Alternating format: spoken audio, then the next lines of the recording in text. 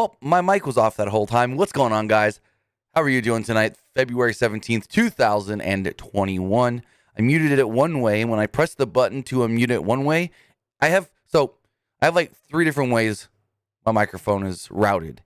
And sometimes if I press a button one way, it might accidentally mute it the other, and that's what happened. But with that, thank you for joining us here. Twitch.tv/PWU Unlimited, YouTube.com/Pro Wrestling Unlimited. We're just getting the polls ready really fast for you guys here while we let a few more of you shuffle in.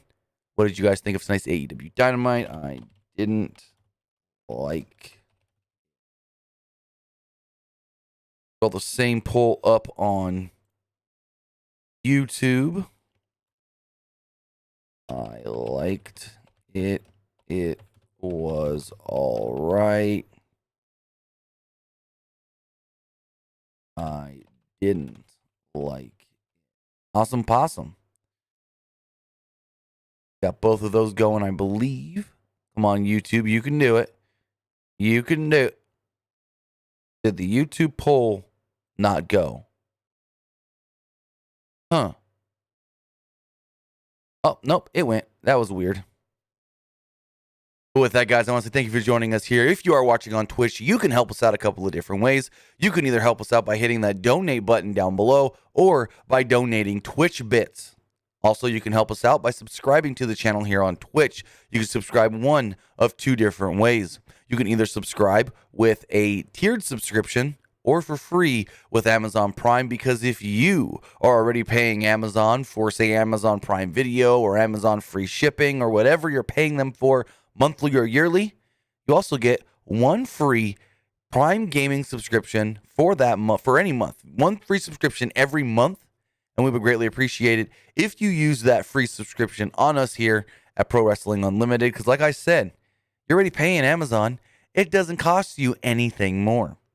Also, if you are watching on YouTube, you can help us out a couple of different ways, either by donating a super chat or super sticker donation. All super chat donations do get read on the air, or by becoming a channel member by hitting that join button down below and becoming a member on this channel. You can also help us out by signing up, subscribing, patreon.com/PW Unlimited. But with that, we've got AEW to talk about. We've got NXT to talk about. Let's start talking about AEW Dynamite. The show kicks off with tag team action. Hangman Page and Matt Hardy taking on the team of TH2 and Helico and Jack Evans. This is a fun opener. I thought this was a great match to open the show with. Jay Penix, read your comment on the Twitch chat again. You may want to rephrase that. You pulled a Jim Ross. TH2 immediately took the fight to Adam Page, but Hangman fought back and fought them off and tagged in Hardy, who hit a neck breaker for a 2.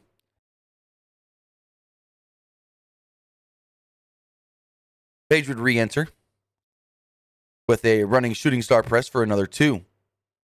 Page and Hardy continued to dominate until Angelico made the blind tag and kicked Hardy after a BT bomb. Hardy at one point avoided a clothesline and hit a side effect.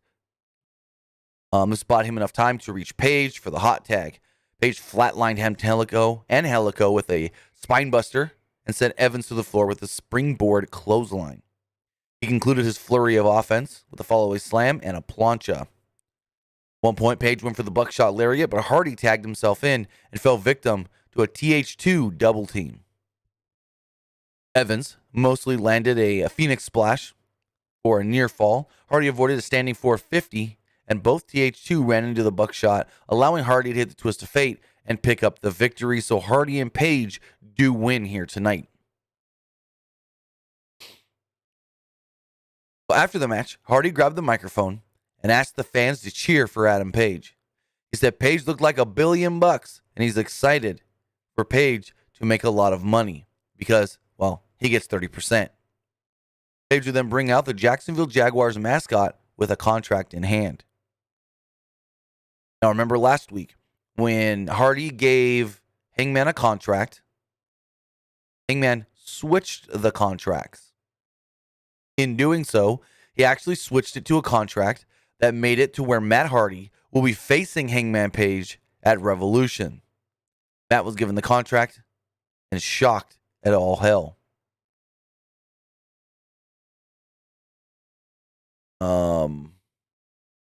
Hardy proposed that if he beats Paige, he gets all of Paige's earnings for the same time period. Paige would accept, and they shook hands. Basically, Matt's still trying to make money off of Hangman. They called this a big money match. Yeah, that is what they called the match. The big money match.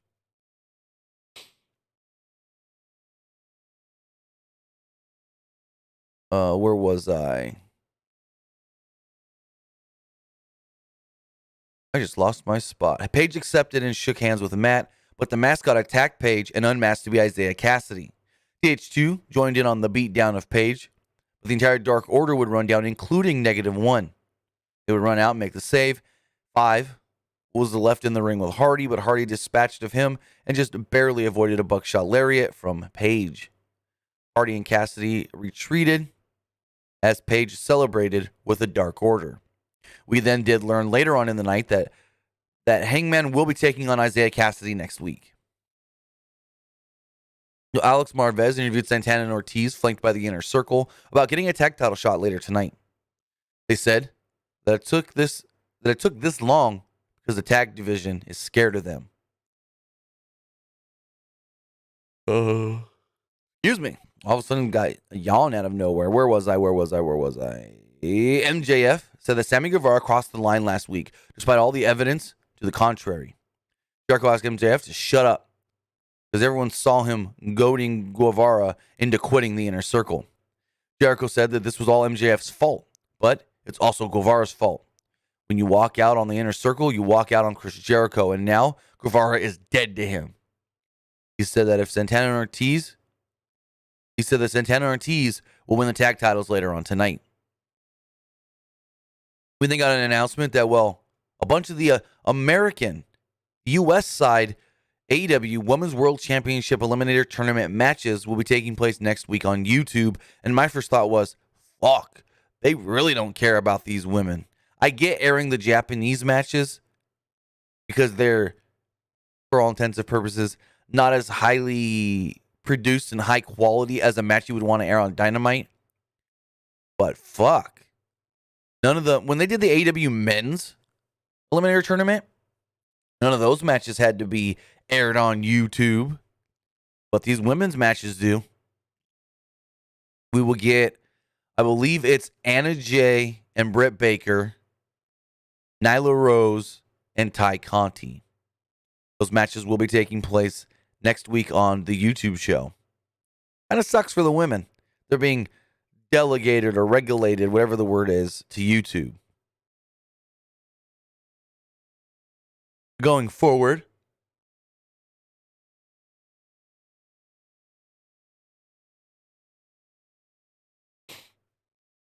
we did have an AEW Eliminator Tournament. Riho versus Serena Deeb. This match was good-ish, but I was bored with it. I was bored throughout this entire match.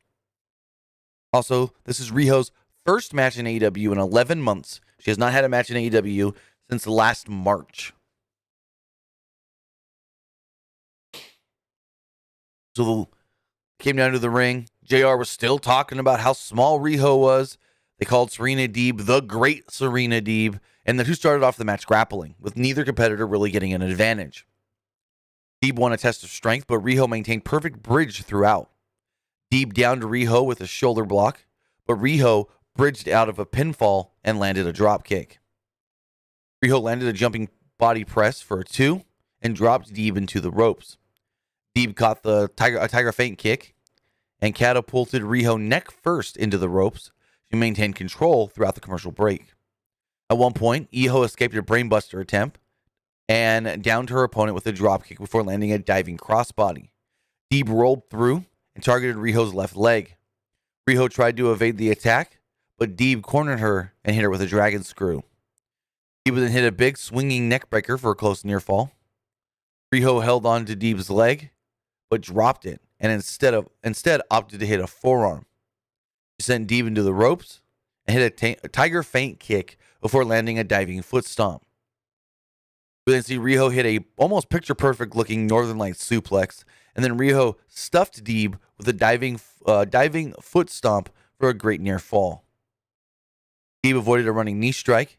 Deeb went for the Deeb tox. At least that's what they called it. I think that's what the move is. And then they had a cradle exchange where Riho locked on a ghetto clutch to pick up the victory. So Riho advances to the next round, will take on Thunder Rosa, gets one step closer to earning back the AEW Women's Championship, where they finally did announce tonight the winner of this match will take on AEW Women's World Champion Hikaru Shida at Revolution on March 6th. So I get why some of the matches have to be on YouTube. They got to rush through this tournament. But how long have they known that they wanted to do this tournament? They could have really put 2 matches tonight, 2 matches next week, whatever they needed to do, or started these a week or 2 earlier. Like, they've been advertising this for a month now, and we only got the first match last week. So, again, they don't care about their women. As much as they say they do, they don't care as much. Okay, here, let me rephrase that. As much as they say they do, they don't care more about their women than other companies. They say, oh, our women are a high priority for us, blah, blah, blah. You get 1 women's match a week. They're usually not that long. And, yeah, if you're doing a tournament, why do you have to create a new YouTube show just for this? I get it. You have the Japanese matches on there. But why are you going to air your US matches when you can just air an extra one on Dynamite?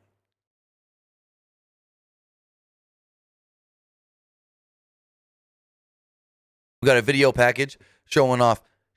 So they said, we're going to send it to a video of Jade and Shaq working out. All this really was Jade playing basketball, and Shaq was like the coach that stands there under the basket to catch the rebound and pass it back to you. But then in the end, we saw Shaq shoot a 3 and actually make it. Bet you that took about 20 tries. Shaq could barely make a freaking free throw. So next up, a match that we could have cut for a women's tournament match. Orange Cassidy versus Luther. Why did this match need to take place? Who the fuck knows? Did we need to get Britt Baker versus Anna Jay tonight? Yeah. That would have been a lot better than seeing this match, because that match should be on television. This match would be okay airing on Dark. And then here's the worst thing of it. Nothing happened in this match. This is, to me, a nothing happening match. Luther at one point knocked Chuck Taylor off the apron, and Serpentico landed a tope suicida on Taylor before the match even started. Luther then surprised Cassidy with the big power bomb for a quick 2. He ripped Cassidy's shirt off and moved him to the apron, where Cassidy escaped and powerbombed Luther on the floor. Serpentico looked like he was about to go for a dive, but Taylor surprised him with an awful waffle. Cassidy then hit an orange punch on Luther to pick up the quick victory. Why did this match need to take place on Dynamite? It didn't. This match could have easily been done on Dark, and you could have got one of those women's matches like Britt Baker versus Anna Jay on Dynamite. Stupid. Stupid. Stupid. Got a video package recapping Darby Allin, Sting, and Team Taz. Taz, Brian Cage, and Hook would then make their way down to the ring. Taz ridiculed the, quote, Sting will call out Team Taz advertisement. He also said, we're down a couple of men because of weather. I mean, I don't know where Hobbs lives. I thought he was a California guy because he's done a lot of California indies, and that's where I first heard about him. But Starks, I think he's from Texas, and you ain't flying out of Texas right now. With that, though, Taz was flanked with, like I said, a Hook and Brian Cage, and challenged Sting to make his way out. Sting made his entrance, bat in hand. Taz kind of made fun of him for coming out with the bat. Taz said that stepping in the ring was the worst thing that Sting could have done.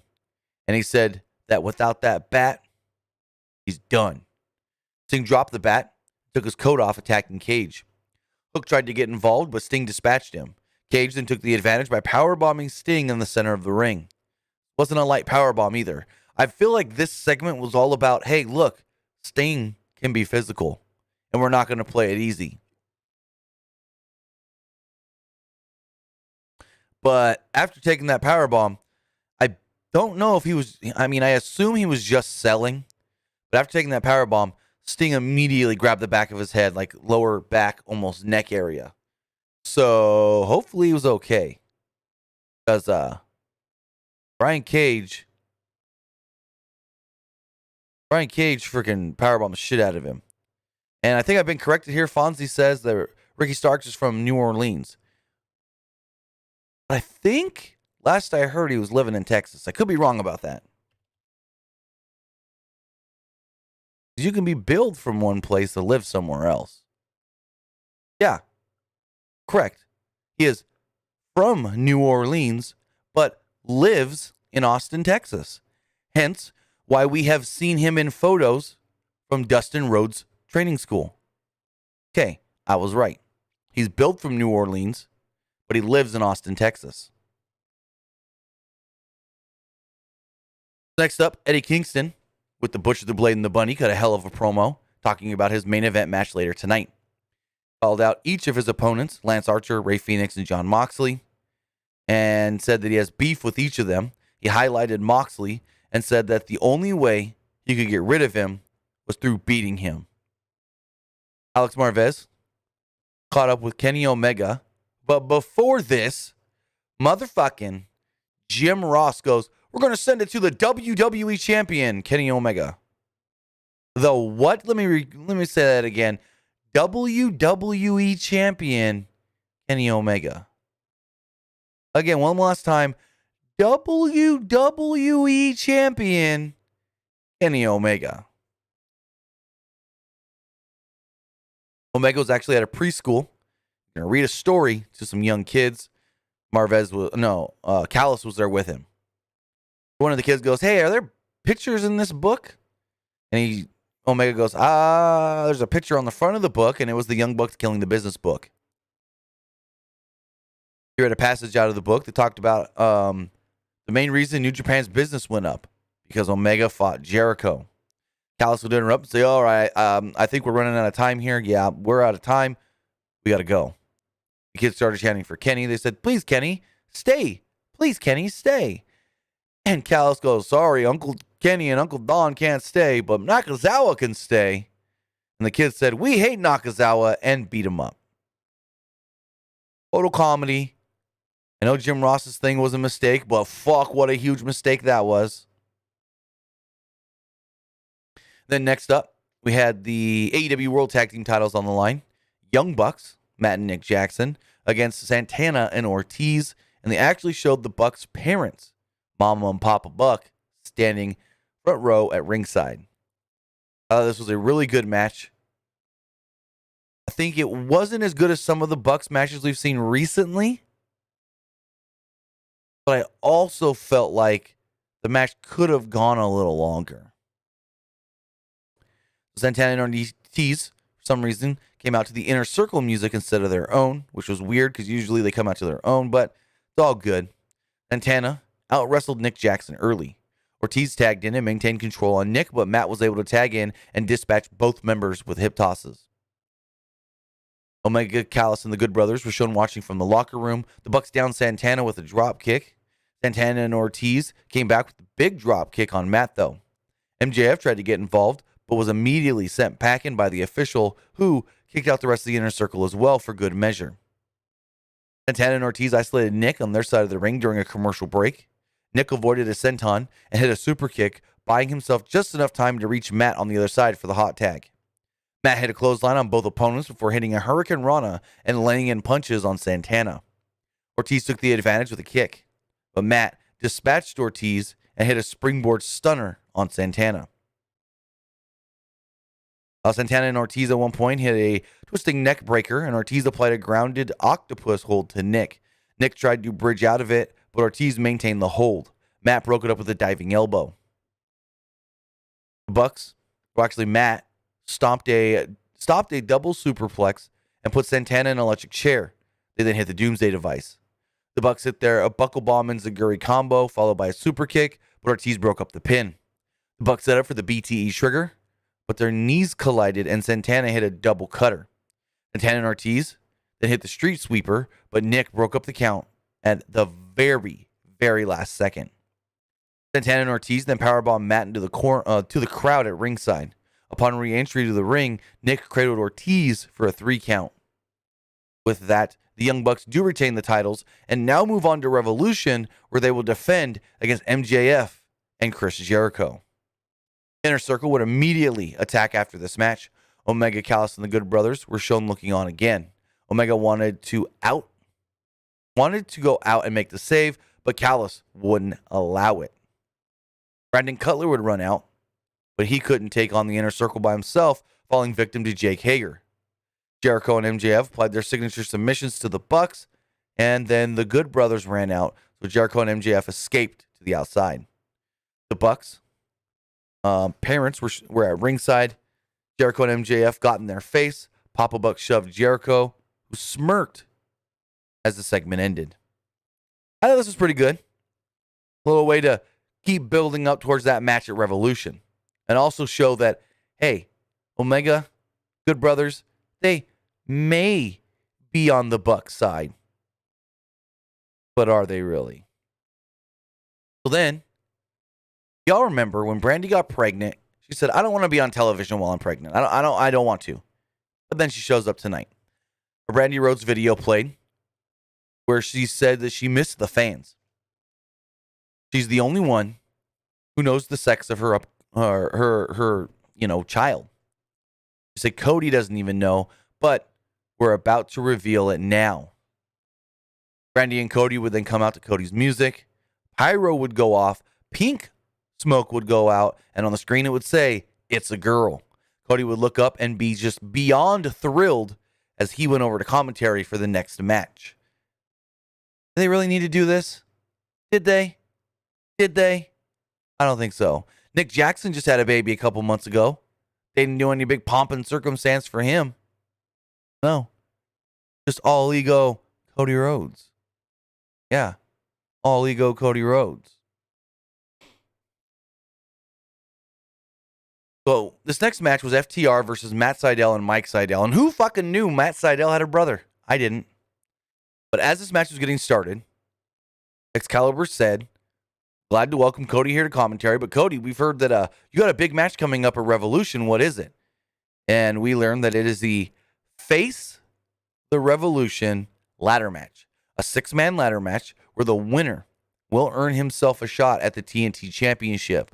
So far, only 3 people have been announced in Cody Rhodes, Scorpio Sky, and Penta El Cerro M, or Penta El Cerro Maeto, whatever you want to call him. He's got a bunch of names. Pentagon, really. So this ladder match will be taking place at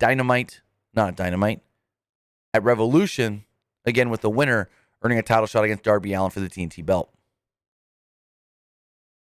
So no Tully tonight, as he was probably snowed in San Antonio.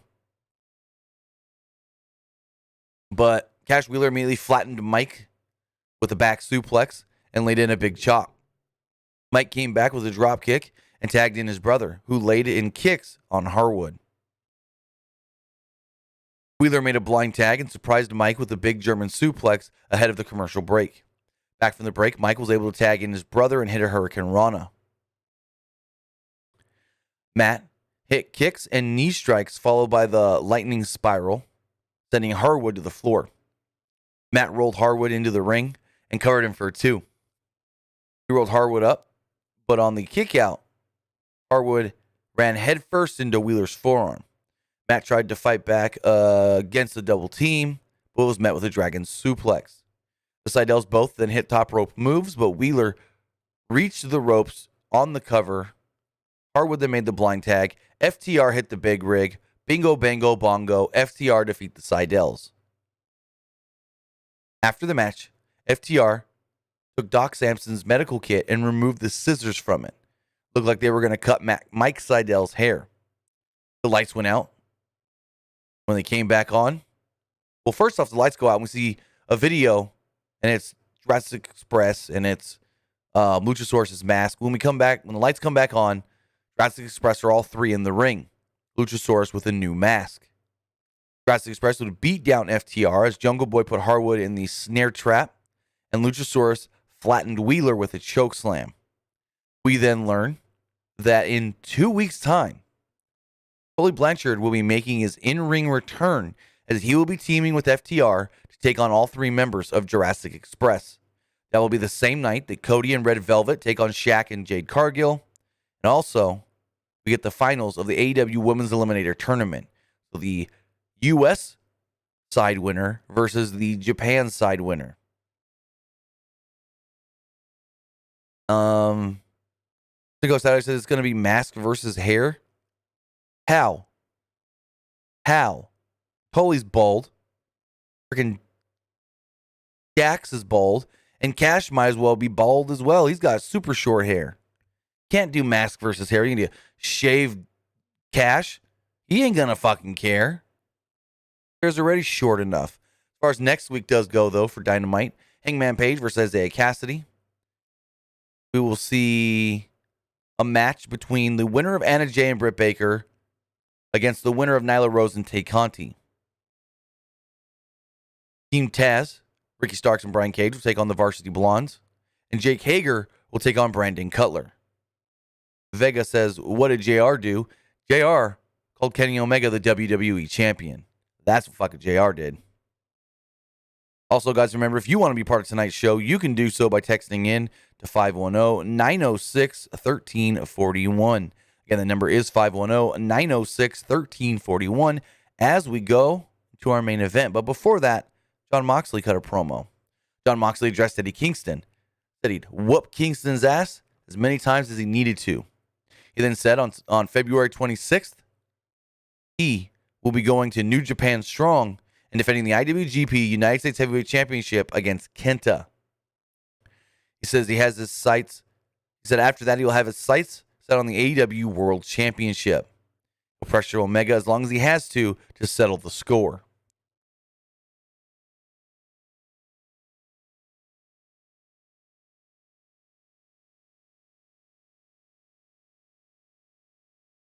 We got our main event. It was Jon Moxley, Phoenix, and Archer against Eddie Kingston, the Butcher, and the Blade. Brought all over early. Blade isolated Moxley and allowed Butcher to crush him with a leg drop in the ring. Kingston and company worked together to take down their adversaries. This allowed Blade to hit Moxley with a power slam for a 2. Moxley hit a neck breaker on Blade and tagged in Archer. Archer downed all 3 opponents, including an overhead choke suplex.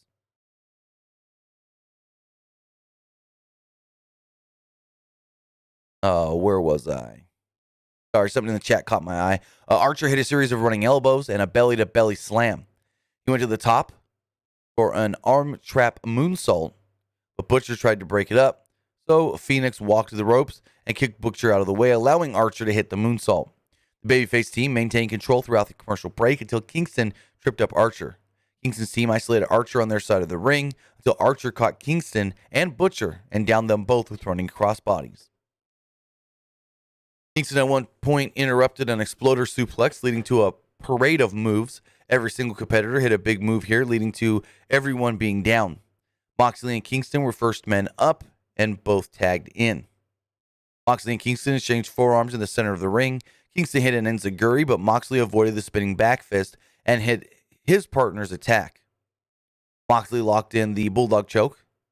After the choke was broken up, Archer chokeslammed Phoenix onto the Butcher, and the Blade hit a running Butcher and the Blade hit a running cannonball. Kingston and Moxley then traded some more strikes. Kingston hit a spinning back fist, but Moxley no-sold it and hit a lariat and a paradigm shift to pick up the victory.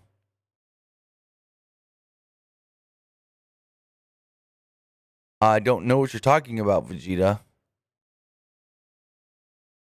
Wait, is that real? I mean, if WWE and... Okay, hold on. I'm going to have to look something up during our little intermission. After the match here, Good Brothers would run down and attack Moxley. They were followed out by Callis and Omega. Omega cut an amazing promo here. Said that Moxley looks pathetic. He has a contract in hand. And he says, you know what? I got a gift from Tony Khan. Tony Khan teased that he had a gift from Omega. He said, unfortunately, there's a rematch clause. And I got to give you a rematch for this title. But how about we do it at Revolution? But I know, to be done with you, I really got to take you out. I thought he was going to say buried alive by the wording he used. But he said, we will have ourselves an exploding barbed wire death match at the pay-per-view. Moxley would headbutt Omega, busting him open. But it was met with a V-trigger and then a second one as Omega berated Moxley as the show went off the air. With that was AEW Dynamite. Let me look something up for NXT really fast. Bum, bum, bum, bum.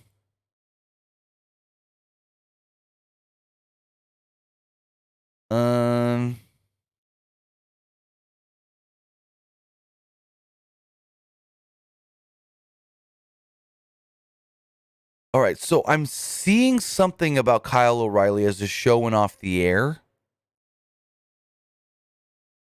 but I don't know if it's true. Let me do a little more digging just for a moment, guys. Bear with me because I don't want to say anything yet. Look. One more thing.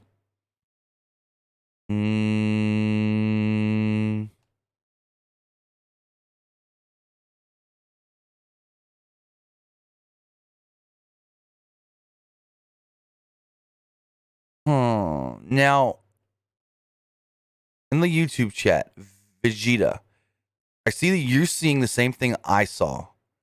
Where did you get that information from? Because I've only seen one super random tweet about it.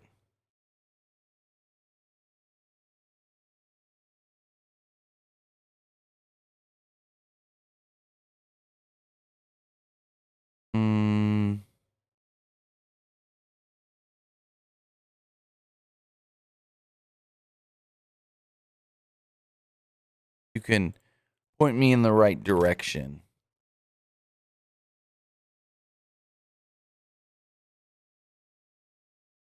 I'm seeing a couple of things, but I'm not seeing anything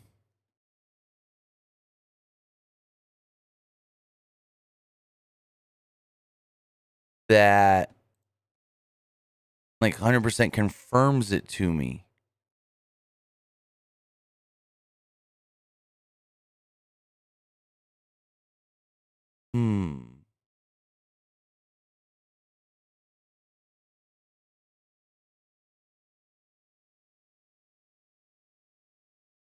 Young Tev said it.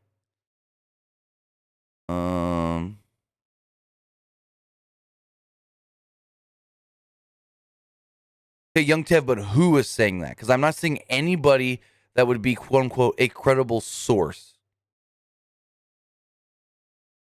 And I don't want to say it now and then be like, no, that didn't happen, or that storyline.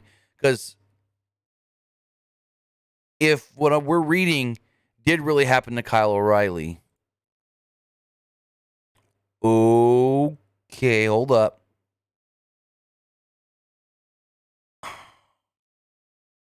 We may have, okay. This is serious. So apparently, guys, after NXT went off the air, Kyle O'Reilly had a seizure. I have found a photo of him being strapped to a stretcher, and Triple H is down there with him. And not like, oh, he's got a suit on, he's out there as a producer, whatever. No, Triple H wearing what looks like gym pants or gym shorts and a T-shirt. This is serious. I need to send a message to one of my sources. Give me 2 seconds, guys.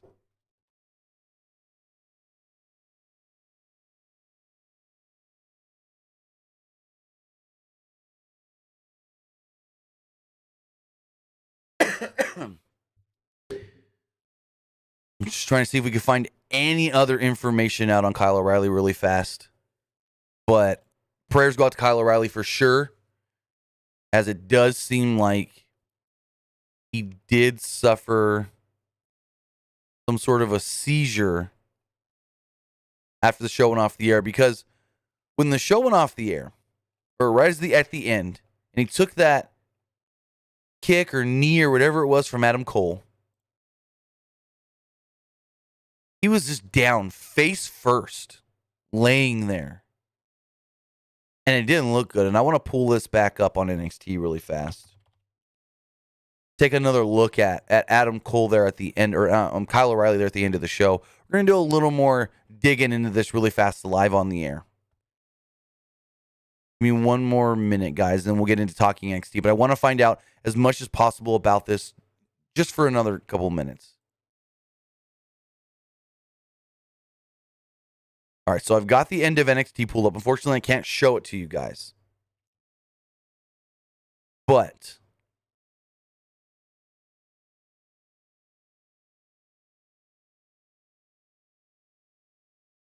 there's a spot here at the end of the match.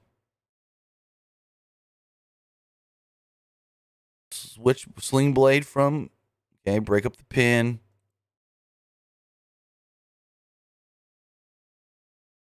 Finn's in the ring by himself. Drake is in the ring. Drake, as far as the referee goes, Drake Wirtz. And Drake is going to check on O'Reilly. Adam Cole, super kick. So I went too far. So Adam Cole gives, okay, that's what it was. It was the suplex on the steps.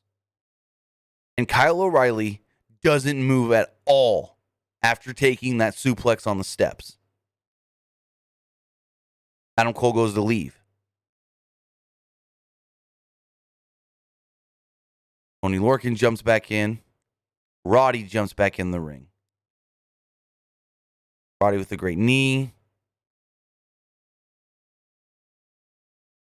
Okay. Finn kicks Roddy. Here comes Pete Dunne. Bitter end. 1, 2, 3. Call it. Boom. Heels win. The match is over.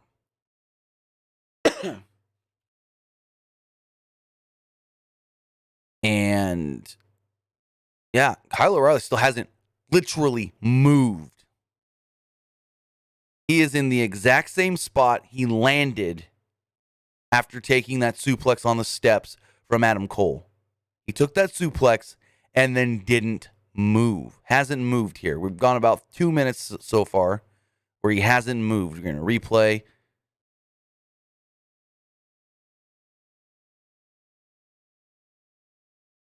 O'Reilly is still down. Drake's calling for referees. O'Reilly's laying almost face first, just down, kind of like hunched over. His body's hunched up. Multiple referees now checking on Kyle O'Reilly at ringside as Adam Cole is posing with the belt. Drake is calling down for more assistance. See, when you're just watching this, you're focused on Adam Cole. But now knowing they know something's wrong, you can tell there are 4 referees. They do cut to O'Reilly, who was face down on the mat and just out. That is scary to see. But unfortunately, it does seem like Kyle O'Reilly did suffer some sort of a seizure following tonight's NXT. Right there at the end. I don't know exactly when he suffered the seizure. He took that suplex on the steps from Suplex, Brainbuster, whatever it was, on the steps from Adam Cole. And then from what I can tell by watching the last 3 minutes of NXT, he doesn't move at all. And that is so scary to see. Very, very, very scary. So with that, we do send out our prayers to Kyle O'Reilly. Hopefully he is okay and he can recover from this. But with that, let's check our polls really fast for AEW Dynamite. On Twitch, 77% of you like Dynamite, 15% didn't like it, and 8% thought it was just all right. As far as YouTube does go, 62% liked Dynamite, 22% thought it was all right, and 14% did not like it. With that, let's throw another poll up here really, really quickly. What did you think of NXT? What did you think of tonight's NXT? I liked it. It was all right. I didn't like it. Got that poll going on Twitch. Throw the same poll really fast up on YouTube. And then we'll get talking about the Gold and Black show. Liked it. It was all right. I didn't like it. Do that there. Give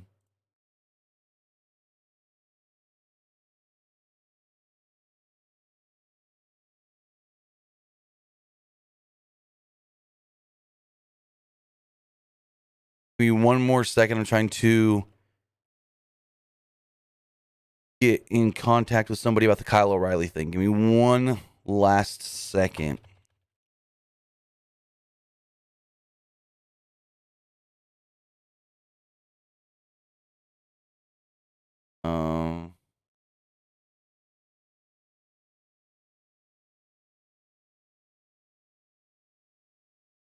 Need to send a message really fast. One more. I'm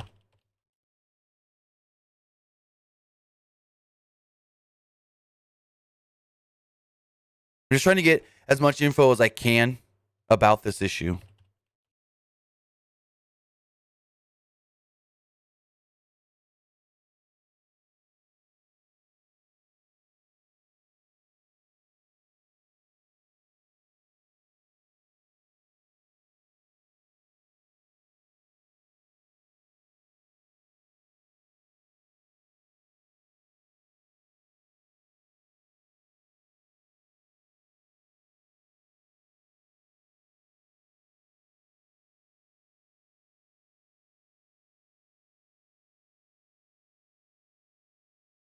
Give me one last second, guys. Just sending this last message, and then we'll get talking NXT.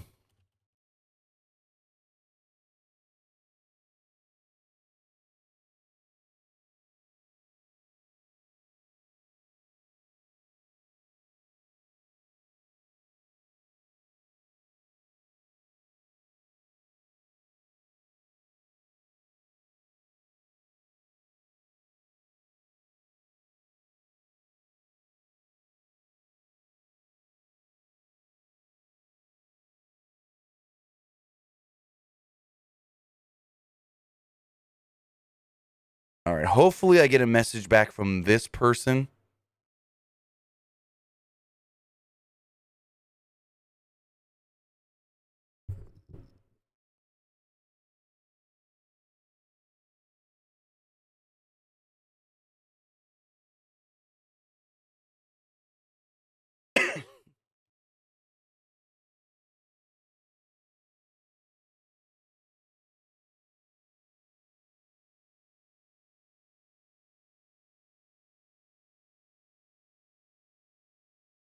We'll see if I get a response from this person. And if I do find out anything else before we wrap up this review, I will let you guys know what I find out. As far as NXT does go, we got a lengthy, I don't know if I should say lengthy. We got a pretty good recap video from NXT TakeOver Vengeance Day at the start of the show.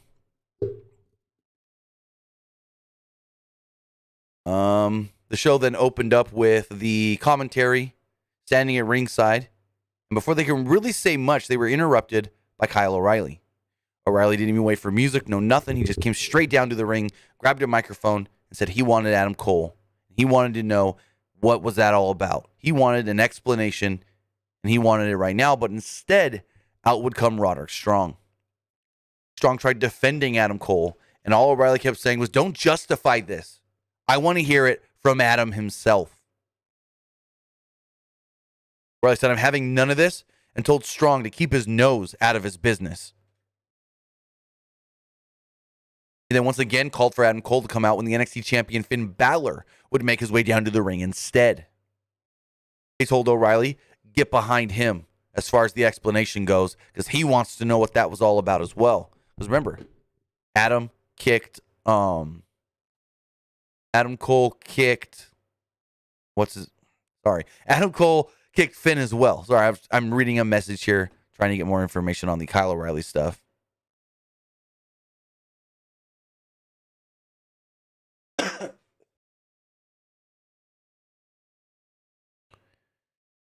Pete Dunne and the NXT Tag Team champions, Oney Lorcan and Danny Burch, would come down and jump all three men at ringside. Dunne and company stood tall as the segment ended, and then we got a word from NXT General Manager William Regal. Regal made an announcement that unfortunately, Santos Escobar versus Karrion Kross will not be taking place tonight. Still don't know why, though. Could be bad weather. I don't know. Escobar sent in a short cell phone promo video saying that he didn't want this match. He didn't ask if he wanted to do the match, so he's going home. Regal then stated, this match is not for the NXT Cruiserweight Championship, but if Santos Escobar does not show up and compete against Karrion Kross next week, not only will he be suspended, but he will also be stripped of the NXT Cruiserweight Championship. He did also state that our main event tonight will be a 6-man tag.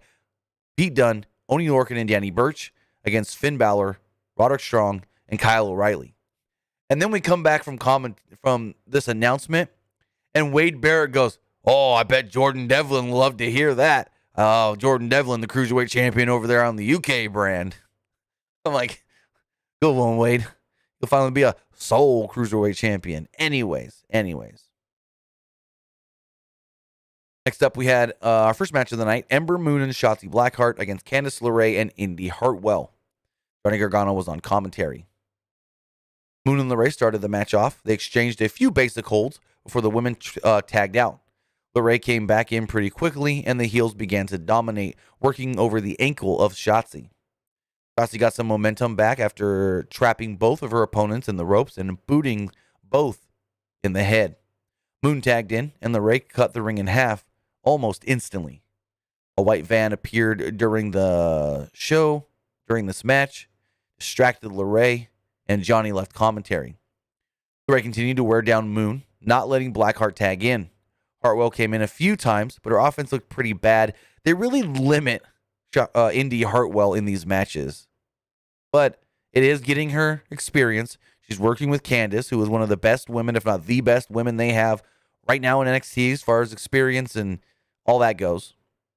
The van that appeared on the screen, like I said, Gargano left. Blackheart finally got the babyface hot tag and a few near falls on Hartwell. Cameras then cut back again to the white van and showed Gargano banging on the door and the windows, but to no avail. Moon and Blackheart had a nice double team backbreaker on LeRae.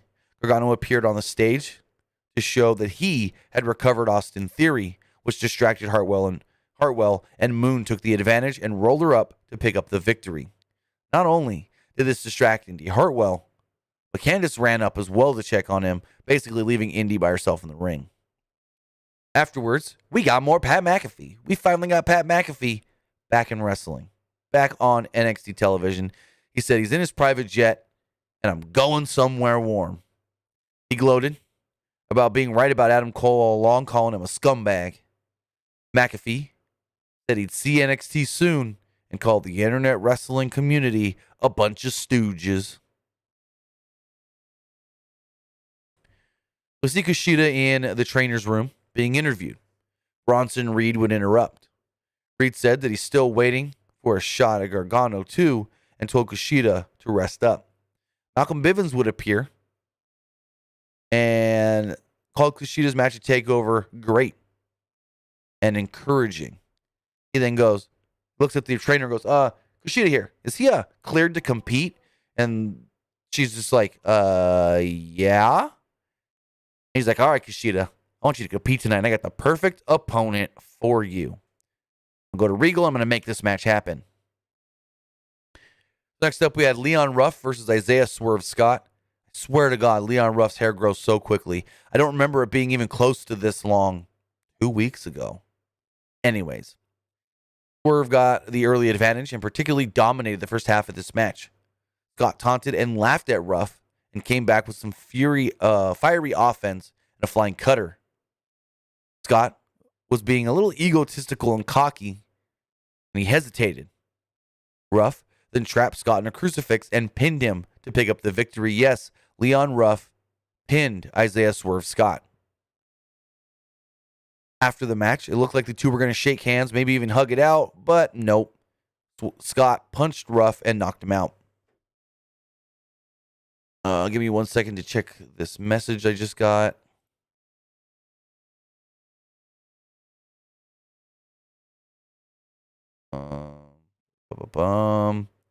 Okay, nothing new yet. Nothing new yet on Kyle O'Reilly.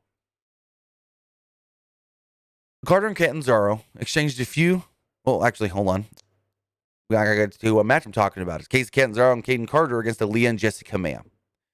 Carter and Catanzaro did the whole quick tags in and out kind of deal. Double team maneuvers until Boa would appear on the stage, which seemed to distract Carter. Catanzaro came in and made light work of Aaliyah and pinned her quickly. This match was a nothing match. Riley and Boa then approached Catanzaro and Carter after the match. Lee marked Catanzaro with some type of a marker and seemingly challenged her to a match next week. This is only the second time tonight that a women's tag match kind of ended with some spooky distraction. But I am kind of excited to see what a Xia Li Casey Catanzaro match might be. So we'll see if that match does take place next week or not. Next up, we have the winners of the Dusty Rhodes Tag Team Classic. Beth Phoenix is out to do the presentation of the trophies. MSK came out first. They admired the trophy and hugged Phoenix. Carter announced that they're challenging Birch and Lorcan on March 3rd for the NXT Tag Team Championships. They're really trying to build up that show. I bet you it's all because they want a big show against AEW's go-home show for the pay-per-view and the same show they got Shaq on. Gonzalez and Kai would come out next. Kai said they were by far the best tag team in the tournament. And I believe we got a babyface turn here. Shayna Baszler's music would hit when the women's tag team champions would come down to the ring, Shayna Baszler and Nia Jax. Baszler taunted Kai about breaking her arm a few years back, and Kai being scared of Shayna Baszler. Kai basically said, I'm a different person since all of that, and you're going to learn that. Jax then said she was just here to honor the late Dusty Rhodes, because back in the day, Dusty told her that she's the baddest bitch. We then learn that on March 3rd as well, the tag titles will be on the line. Raquel Gonzalez said that she's the biggest woman in NXT, blah, blah, blah. Yeah, it was all right. Then the tag champs go to leave. They did it. They had to do it. Raquel Gonzalez says something in Spanish and then goes, Naya, I'm going to take this boot right here and shove it straight up your hole. And Nia did not like hearing that. Got a video from billionaire Cameron Grimes. He apparently wrecked his Lamborghini and just laughed it off and said, that's okay, I'll buy another one. Really liking this gimmick. And as I've stated, it's the same gimmick, but just turned up by 1,000. Nobody can play a gimmick like this other than Cameron Grimes. Freaking Trevor Lee is doing just phenomenal. And he's even better now in the new billionaire gimmick. Next up, we had Kushida versus Tyler Rust. It was an all right match. Good action, but it seemed a little short. Rust seemed to counter the majority of Kushida's offense early. Kushida turned up the heat and basically sped everything up. At one point, Kushida tried to capitalize by going to the top rope, but Rust yanked him off and smacked him headfirst into the mat. Rust worked over the arm into a commercial break. Back from the break, Kushida got the hot tag. Kushida tried a hoverboard lock, but instead just threw Rust to the mat. Rust recovered quickly and clocked Kushida in the head with a kick. Kushida particularly no-sold it, locked on the hoverboard lock, and picked up the victory. Kushida does defeat Tyler Rust here tonight. Got a recap of LA Knight, the former Eli Drake, making his NXT debut. Knight had another good promo here tonight from his home. He claimed to be the hottest free agent no more, and that he's ready to kick some heads off.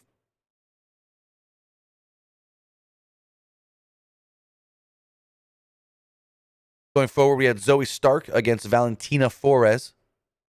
Great showing by Zoe Stark. Stark and Flores traded stiff knee strikes and punches early.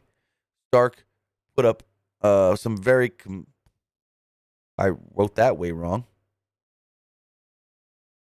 Stark was able to get the advantage and won pretty quickly, launching Flores over her head with like a half and half suplex. Stark will then hit a few running knees and then a very impressive looking modified GTS. She like grabbed her, flipped her up, like she did like a freaking backflip and poof, GTS. Very crazy looking move here. We got a video of Karrion Kross and Scarlett basically telling Santos Escobar his time is up. You don't want to make him wait around too long. We then go to our main event. Pete Dunne, Oney Lorcan, and Danny Burch against Finn Balor, Kyle O'Reilly, and Roderick Strong. We didn't already talk about the end of this match, but this match was really fun. I thought all 6 guys worked really, really well together. Just a quick recap since we did basically run down the last 3 minutes of this match already. Dunne and Strong were in the ring together at one point for a good while. O'Reilly got a phenomenal hot tag and also got all of his opponents on his own. Towards the end of this match, Finn Balor went to the top rope and Adam Cole would appear, shoving him off the top. Cole followed this up by clocking O'Reilly with a kick and then a suplex on the steps. Then we did run down the rest of this match. All the distraction really did lead to Finn Balor being pinned by Pete Dunne with a bitter end. Again, after the match, we did see Adam Cole super kick Finn Balor and stand tall with the NXT Championship as the show went off the air. With that, guys, that was NXT. Let's check out our polls really fast. Also, remember, if you want to be part of tonight's show, you can do so by texting in to 510-906-1341. Again, that number is 510-906-1341. As far as Twitch does go, 64% of you liked NXT. 36% thought it was all right. On YouTube, 78% of you liked NXT. 14% thought it was all right. And 8% of you did not like tonight's NXT. With that, let's see what else you guys thought of tonight's shows as we go over to the text message bin.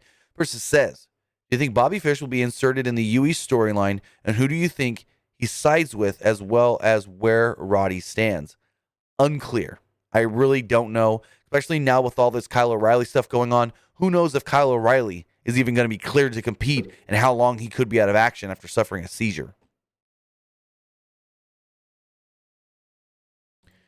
Says, when do you think Cole will go up to the main roster, and what do you think he will do first up there? I don't know what he would do first, but I assume right after WrestleMania or sometime soon after WrestleMania. Person here is trying to correct me on Ricky Starks. Yes, he is billed from New Orleans. He was born in New Orleans, but currently lives in Austin, Texas.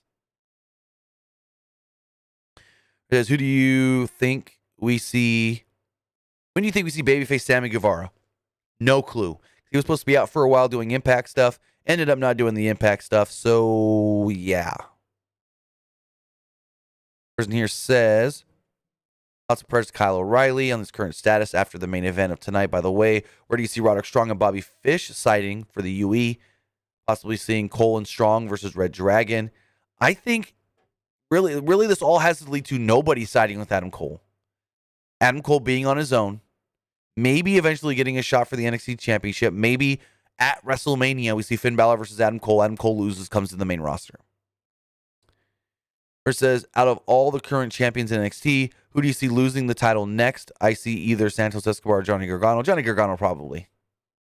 And this last one says, just a suggestion. We all know Adam Cole is getting new music. Unfortunately, why not give him Bad Reputation by Adelita's Way? Well, your suggestion went right over my head because I hear Bad Reputation and I think Ronda Rousey's music. I don't know what Adelita's Way is because I only listen to country music. So you're giving me a suggestion, but it just flew right over my head because I have absolutely no clue what that song is. We got one last text message that just came in. Do you think Cole goes after the NXT title after tonight? Yes. They wouldn't have teased that if they weren't going to do it. But with that, guys, I want to say thank you for joining me here. Twitch.tv/PW Unlimited, YouTube.com/Pro Wrestling Unlimited. Remember, you can follow us on social media, Facebook.com/Pro Wrestling ULTD. Search for us on Instagram, PW Unlimited or Pro Wrestling Unlimited, and follow us on Twitter at PW Unlimited.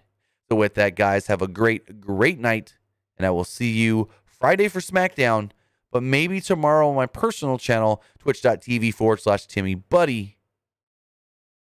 Play some games. Especially next week, we'll be playing a lot of Call of Duty because we got that Black Ops update coming on the 25th. But with that, guys, have a great rest of your night. Have a great rest of your Wednesday, and I'll see you next time.